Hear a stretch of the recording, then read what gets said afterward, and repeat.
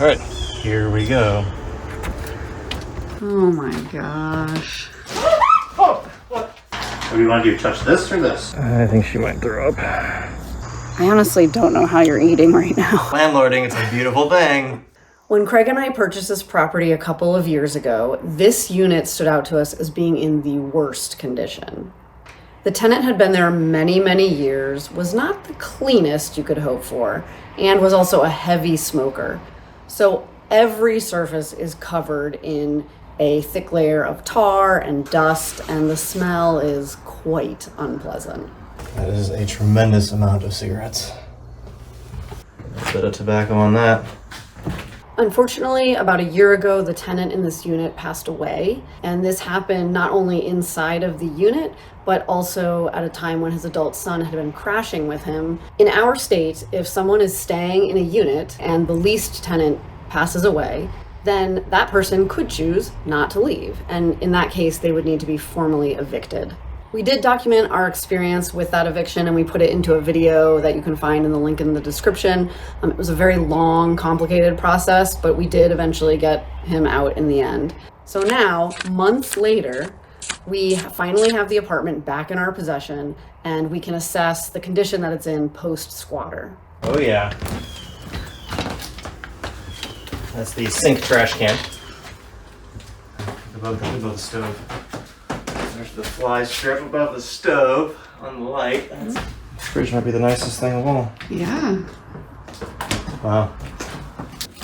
It's a sink trash can kind of a unit. The sinks are the trash cans. Foul. I guess he was getting water from the bathtub? He had literally just showered here before handing the keys over to us that morning. No flammables by the furnace. Oh, except for a giant mattress. Well, maybe he put it in here because his dad died on this mattress. That very well could be, but nice to put it in the trash. And that means that the soil bedding had been piled up here in the furnace room for 6 months and all through the summer. It was really hard to see that this guy had been living like this. No shortage of Fireball. What is Fireball anyway? Oh, cinnamon whiskey. Oh, this is a dress shirt. What's going on here with this bookshelf? Yeah, I don't... Definitely a story behind this. Here's a broken cell phone.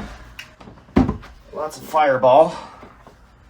And there's another trash area. You don't even need a sink here. The good news is this gem is ours again. Back in our hands. Remember to subscribe to our channel to follow the renovation that Craig and I are doing on this property. We'll continue to share things that have worked and things that haven't along the way. So here we are. This place is horrendous and we've got to start working on making it better. So it's trash day. Hopefully there's some things we can salvage. We're not going to salvage anything.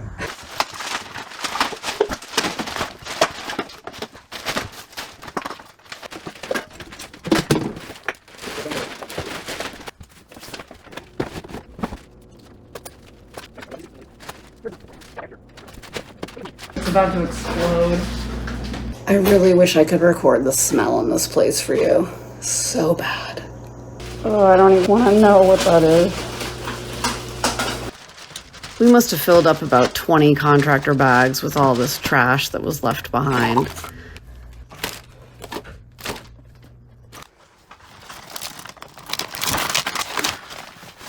And some items we boxed up and stored just in case the family ever returned our calls.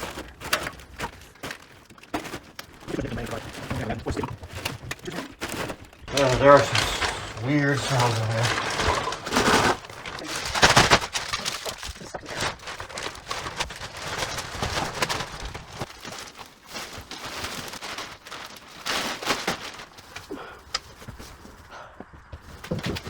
This is his wife's wedding dress. Okay, throw it away.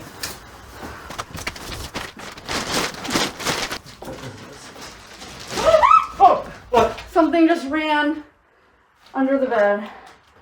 It ran over my foot. not a hole in the wall.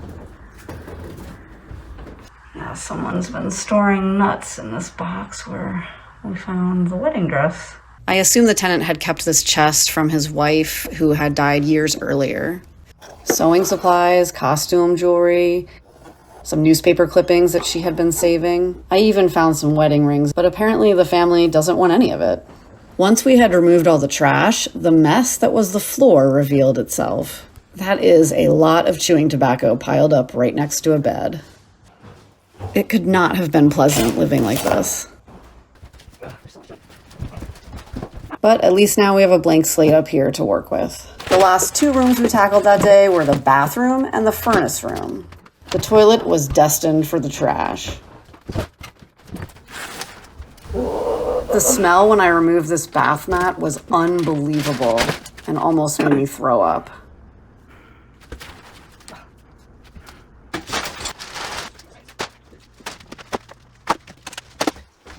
But the bath mat was not the worst of it. So I do have a morbid thought too. I've never dealt with a dead body. The medical examiner did remove the body, but there could be fluids left.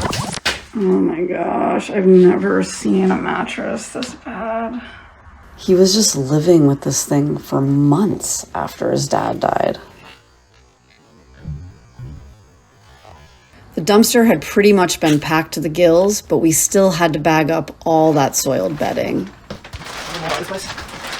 Oh, these are all like depends and stuff. I have to go in here. Okay. What do you want to do? Touch this or this? I can grab this if you hold the bag open.